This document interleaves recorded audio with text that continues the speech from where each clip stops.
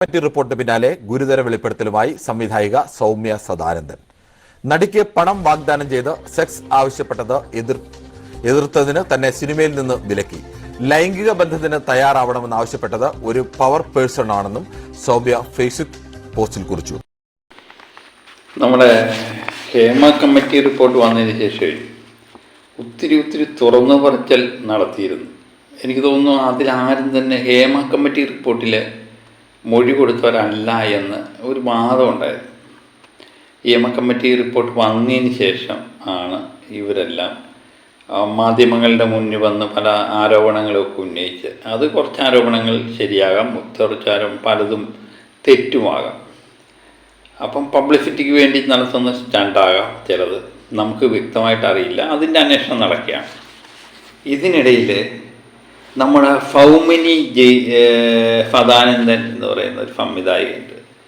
ഞാൻ പക്ഷെ ആദ്യമായിട്ട് കേൾക്കുക. ആരോപണങ്ങൾ വരുമ്പോഴാണ് നമ്മൾ പലരെ പറ്റി അറിയുന്നത്. മംഗല്യം തന്തുനാനേന എന്ന ചിത്രം, ഞാൻ ഈ ചിത്രം കണ്ടിട്ടില്ല, അതുകൊണ്ട് എനിക്ക് ആ ചിത്രം എങ്ങനെയുണ്ട് എന്നറിയില്ല. ആ അതിൻ്റെ സംവിധായിക ഒരു പെൺകുട്ടിയായിരുന്നു, ഒരു വനിതയായിരുന്നുവെന്നും ഞാനിപ്പോഴാണ് അറിയുന്നത്.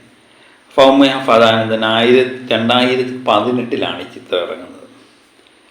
ആ സൗമ്യ ചില വെളിപ്പെടുത്തലുകൾ ഹേമ കമ്മിറ്റിയുടെ മുമ്പാകെ നടത്തി എന്നാണ് പറയുന്നത്. അവർ കഴിഞ്ഞ ദിവസം മാധ്യമങ്ങളോട് ഈ കാര്യങ്ങൾ പറയുകയും ചെയ്തു. അപ്പം ഹേമ കമ്മിറ്റി റിപ്പോർട്ടിലുള്ള പലരുടെയും ഞെട്ടിപ്പിക്കുന്ന മുഖം പുറത്തു വരും എന്നൊക്കെയായിരുന്നു നമ്മൾ കേട്ടോണ്ടിരുന്നത്. അതിലെ ഒരു പേരുകാരൻ്റെ ചില ക്ലൂകൾ തന്നിട്ടുണ്ട്. അത് സത്യം പറഞ്ഞാൽ നമ്മളെ ഞെട്ടിപ്പിച്ചു. അതുപോലെ മാധ്യമങ്ങളെല്ലാം വേണ്ടത്ര ശ്രദ്ധ കൊടുത്തില്ല എന്ന് എനിക്ക് തോന്നുന്നു.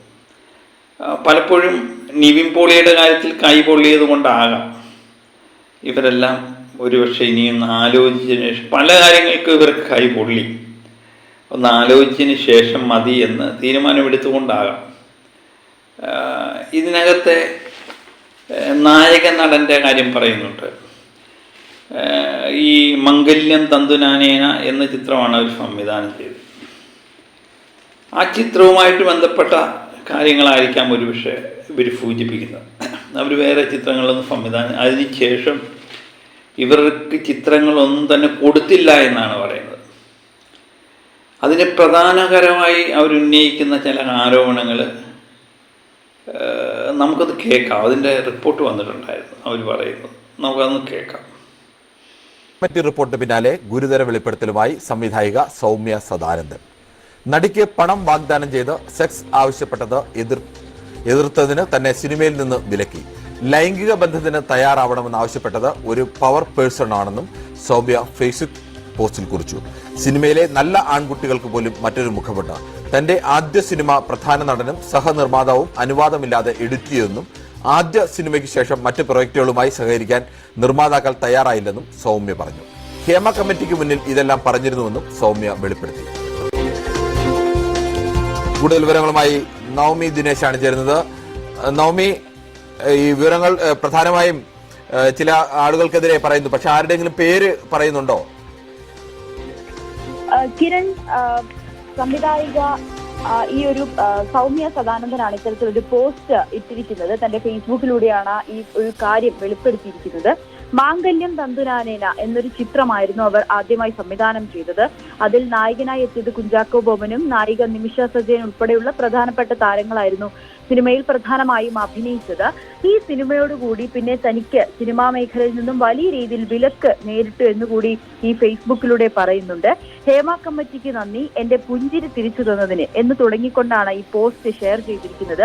ഇതിൽ വളരെ ഗുരുതരമായിട്ടുള്ള കാര്യങ്ങളാണ് പറയുന്നത്. അതായത് തന്റെ സിനിമയിൽ അഭിനയിച്ച ഒരു നടിക്ക് അവരോട് സെക്സ് ചെയ്യണമെന്ന് ആവശ്യപ്പെടാൻ അത് തനിക്ക് പണം വാഗ്ദാനം ചെയ്ത് ഈ നടിയോട് പറയണമെന്ന് ആവശ്യപ്പെട്ടോ ഇതിനെ താൻ എതിർത്തിരുന്നു. ഇതിനെ തുടർന്നാണ് പിന്നീട് തന്നെ സിനിമയിൽ നിന്നും വിലക്കിയത്. അതിലെ ഒരു പവർ പേഴ്സൺ ആണ് ഇത്തരത്തിലൊരു പണവുമായി തന്നെ ബന്ധപ്പെട്ടത്. സിനിമയിലെ നല്ല ആൺകുട്ടികൾക്ക് പോലും മറ്റൊരു മുഖമുണ്ട്. അതോടൊപ്പം തന്നെ തന്റെ ഈ സിനിമ അതിലെ പ്രധാന നടനും സഹനിർമ്മാതാവും അനുവാദം ഇല്ലാതെ എഡിറ്റ് ചെയ്തു എന്നുകൂടി സൗമ്യ പറയുന്നു. അത്തരത്തിൽ എഡിറ്റ് ചെയ്യാനുള്ള ഒരു കാര്യം ഇതിനു മുൻപ് താൻ ഒരു ഡോക്യുമെന്ററി ചെയ്തിട്ടുണ്ട്, അതിനൊരു നാഷണൽ അവാർഡ് ലഭിക്കുകയും ചെയ്തു.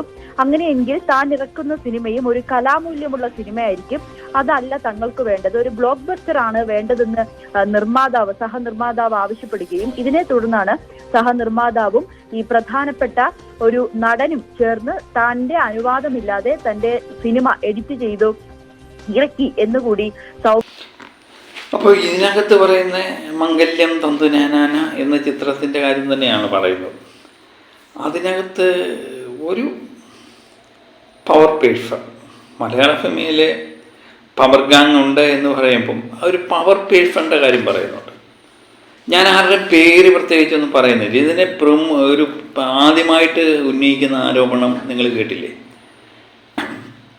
ഇതിനകത്ത് ഒരു നടിയെ കാശ് കൊടുത്തിട്ട് ആവശ്യപ്പെട്ടു എന്നാണ് പറയുന്നത്.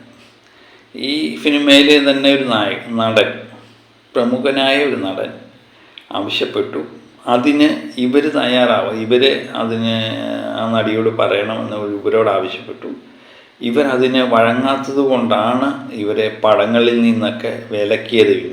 പിന്നെ അതിന് ശേഷം ഇവർക്ക് പടമൊന്നും കിട്ടിയില്ലെന്നാണ് പറയുന്നത്. അതുകൊണ്ട് വിലക്കി. അപ്പോൾ ഒരു പവർ പേഴ്സൺ തന്നെയാണ് ഇതിൻ്റെ പിന്നിൽ കളിച്ചതെന്നാണ് ഇവർ ഉന്നയിക്കുന്ന ആരോപണം. ഈ പവർ പേഴ്സണിൻ്റെ പേരൊന്നും ഞാൻ പറയുന്നില്ല. ഇതിനകത്ത് നിങ്ങൾ തന്നെ കണ്ടുപിടിക്കുക ഈ പവർ പേഴ്സൺ ആരാണ്. ഞാൻ പ്രത്യേകിച്ച് പേരൊന്നും പറയുന്നില്ല. ഇതിനകത്ത് നായകനായിട്ട് അഭിനയിച്ചത് കുഞ്ചോക്കോ ബോബനാണ്. പിന്നെ നിമിഷ സഞ്ജയ് ആണ് നായിക.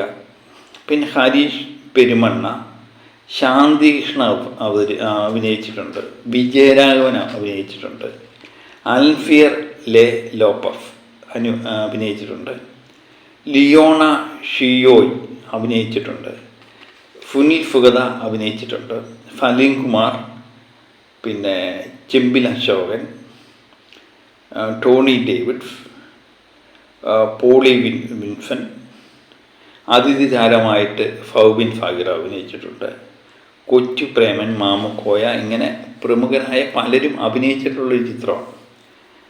അപ്പോൾ ഇതിനകത്തുനിന്ന് ആരായിരിക്കാം മലയാള സിനിമയിലെ ഇവരുദ്ദേശിക്കുന്ന പവർ പേഴ്സൺ? ഈ കാര്യങ്ങൾ ഹേമ കമ്മിറ്റി മുമ്പാകെ ഇവർ പറഞ്ഞിട്ടുണ്ടെന്നാണ് പറയുന്നത്. അപ്പം എനിക്ക് തോന്നുന്നു ഹേമ കമ്മിറ്റി മുമ്പാകെ വെളിപ്പെടുത്തിയിരിക്കുന്ന വ്യക്തി ആദ്യമായിട്ടാണ്, അവിടെ മൊഴി കൊടുത്തിരിക്കുന്ന ഒരു വ്യക്തി ആദ്യമായിട്ടാണ് മാധ്യമങ്ങളോട് പറയുന്നത് ഹേമ കമ്മിറ്റി മുമ്പാകെ ഞാൻ ഈ കാര്യങ്ങളെല്ലാം പറഞ്ഞിട്ടുണ്ട് എന്ന് പറയുമ്പോൾ മാധ്യമങ്ങളെല്ലാം വേണ്ടത്ര ശ്രദ്ധ കൊടുത്തില്ല. ഈ സ്ഥാനത്ത് മാധ്യമങ്ങൾക്ക് ഇഷ്ടപ്പെടാത്ത ആരെങ്കിലും ആയിരുന്നുവെങ്കിൽ ഇതിലെ നായകനെങ്കിൽ ആ ലൂസിഫറിലെ നായകൻ എന്ന് വിചാരിച്ചോട്ടെ, മോഹൻലാലേട്ടനെ പറ്റിയാണെങ്കിലോ അല്ലെങ്കിൽ വേറെ ഏതെങ്കിലും ഇവർക്ക് ഇഷ്ടപ്പെടാത്ത ആരെങ്കിലും പറ്റിയായിരുന്നെങ്കിൽ ഇവർ വലിയ വാർത്തയാക്കി മാറ്റി. അത് നമ്മൾ കാണുന്നതാണ്. ലാലേട്ടനെ പറ്റി ഇത്രയും ദിവസമായിട്ട് ആരും ഒരു ആരോപണം ഉന്നയിക്കാത്തിട്ട് പോലും ഇവർ പലപ്പോഴും എന്തൊക്കെയോ പറഞ്ഞ് ലാലേട്ടനെ ക്രൂശിക്കുന്നത് നമ്മൾ കണ്ടു. അതുപോലെ മാധ്യമങ്ങൾക്ക് ഇഷ്ടപ്പെടാത്ത ആരെങ്കിലും ആയിരുന്നെങ്കിൽ ഇവരത് വലിയ വിഷയമാക്കി മാറ്റിയേനെ. പക്ഷേ ഇത് വേണ്ടത്ര ശ്രദ്ധ കൊടുക്കാതെ, ഞാൻ നേരത്തെ പറഞ്ഞ പോലെ നിവിൻ പോളിയുടെ കേസിനെ പറ്റിയ ഒരു കൈപ്പൊള്ളൽ വേണ്ട എന്ന് വിചാരിച്ചതാകാം അല്ലേ?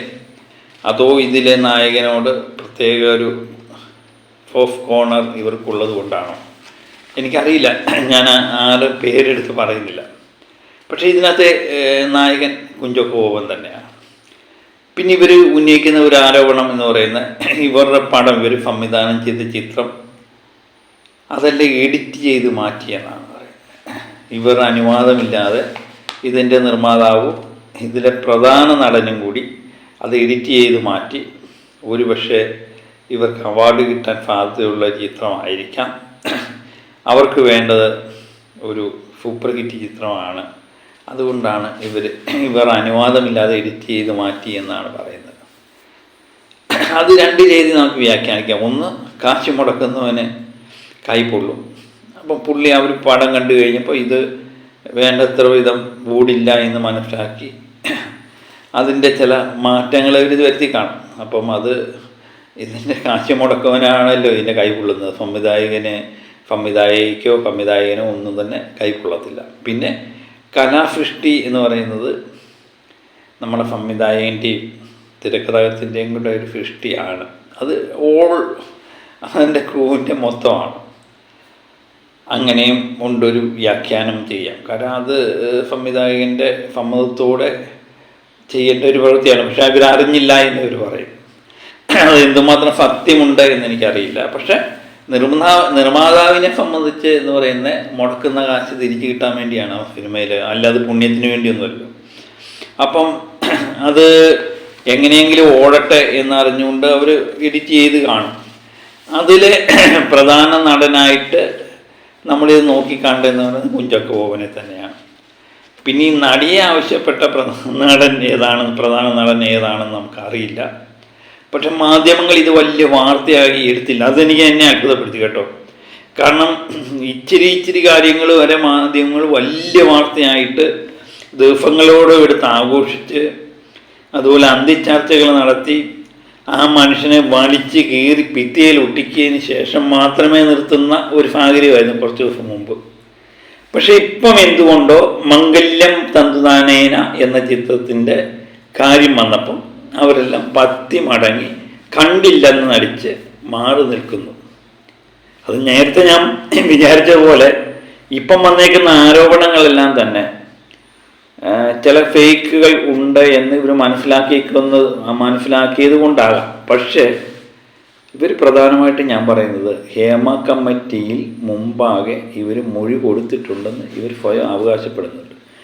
ഹേമ കമ്മിറ്റിയുടെ മുമ്പാകെ മൊഴി കൊടുത്തു എന്ന് അവകാശപ്പെട്ടുകൊണ്ട് ആദ്യത്തെ ഒരു വ്യക്തിയാണ് ഇപ്പം വന്ന് പുറത്ത് പറയുന്നത്. കാര്യം മുഖം മറയ്ക്കാതെ തന്നെയാണ് അവർ പറഞ്ഞേക്കുന്നത്. എൻ്റെ പേര്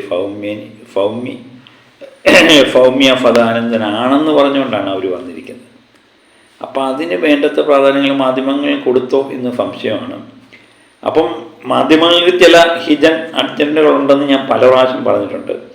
അവർക്ക് ഇഷ്ടപ്പെടാത്ത ആരെങ്കിലും ആയിരുന്നു ഇതിലെ നായകനെങ്കിൽ, അല്ലെങ്കിൽ ഇതിലെ കഥാപാത്രമെങ്കിൽ, അല്ലെങ്കിൽ ഇതിലെ പ്രധാന നടനെങ്കിൽ അവർ ചന്ദ്രകാഫ് വിളക്ക് വന്നേനെ. പക്ഷേ ഇവർക്കകത്ത് കുഞ്ചാക്കോ ബോബൻ ആണ് പ്രധാന നടൻ. കുഞ്ചാക്കോ ബോബനോട് പ്രത്യേക മമതയുണ്ടായിട്ടാകാം ഒരു പക്ഷേ ഇതിനൊന്നും പോകാതെ മാറി നിൽക്കുന്നത്. മറ്റൊരു പക്ഷേ ഞാൻ നേരത്തെ പറഞ്ഞ പോലെ നിവിൻ പോളിയുടെ വിഷയത്തിൽ കൈ പൊള്ളിയത് കൊണ്ടുമാകാം, എനിക്കറിയില്ല. എല്ലാം നിങ്ങളുടെ യുക്തിക്കനുസരിച്ച് തീരുമാനിക്കാം. അപ്പം ഞാൻ പറയാനുള്ളത് പറഞ്ഞു. ഇനി നിങ്ങൾക്ക് ഞാൻ ഭാവി വിട്ടുതരികയാണ്. മറ്റൊരു വിശേഷവുമായി വീണ്ടും എത്താം. Okay, by.